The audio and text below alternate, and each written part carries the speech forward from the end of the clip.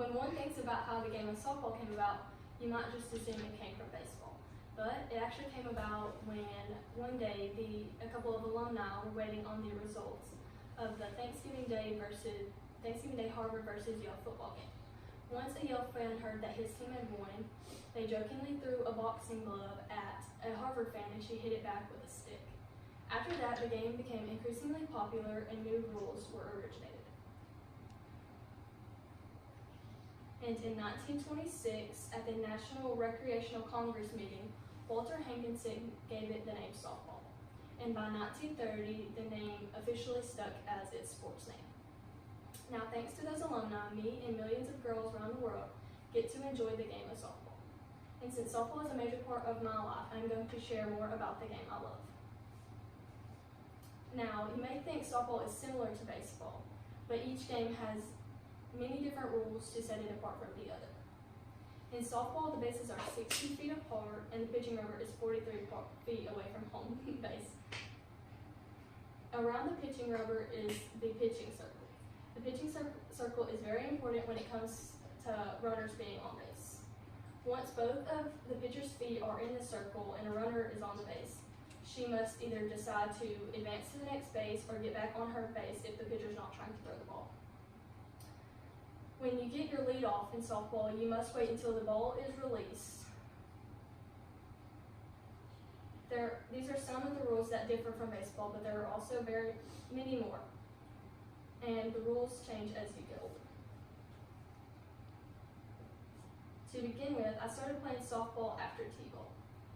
I played for a Park and Rec 8U team at the age of 7, and that summer I started playing for the All-Stars team. The All-Stars team was made up of 12 or 13 of the best 8U players in the Park and Rec League.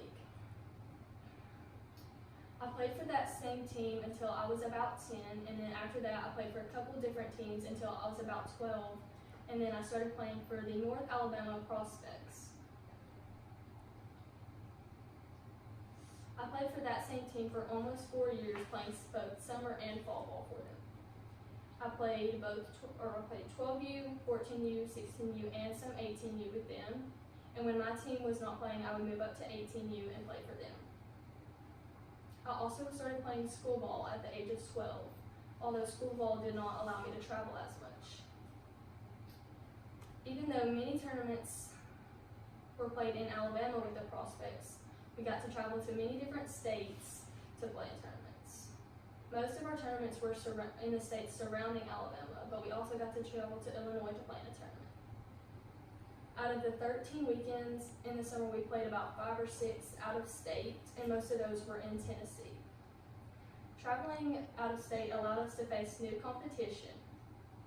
We got to travel to places like the ESPN Worldwide of Sports, and we got to play in the Braves minor league field. We also got to play at the University of Tennessee softball field. Travel ball took me many different places, and I got to play in many different tournaments hosted by different associations. Unlike school ball, travel ball can be played all year round. 8U through 12U can play summer, fall, and spring ball. But starting at 14U, you can't start playing until middle to late May because girls start playing school ball when they're about 13 or 14, and tournaments must wait until school ball is over to start playing for the summer. Only 5 girls are allowed from the same school to play on the same travel ball team. There are multiple associations that host tournaments in travel ball. Some include USSSA, NSA, ASA, and PGF. Each association hosts tournament, most 8U through 18U. Within age groups are classes A class, B class, C class, and A class is for the best teams, C class is for beginners, and B class is for the in-between.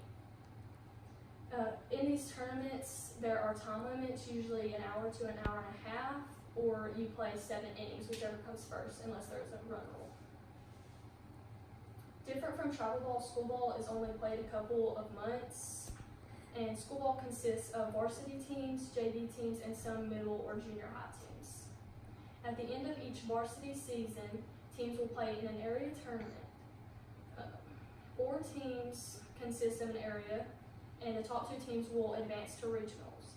And from regionals, the top 16 teams will advance to state. Area games are played throughout the season, and one game is supposed to be played at each home field of each opponent to decide the ranking in the area tournament. School ball games last seven innings unless a run rule. Now, in conclusion, all because a Harvard fan hit a boxing glove 132 years ago, softball has evolved. In years, many rules have been evolved and make the game we know today, as well as different types of softball for all different ages. Again, thanks to those alumni, me and millions of girls around the world get to enjoy the game of softball.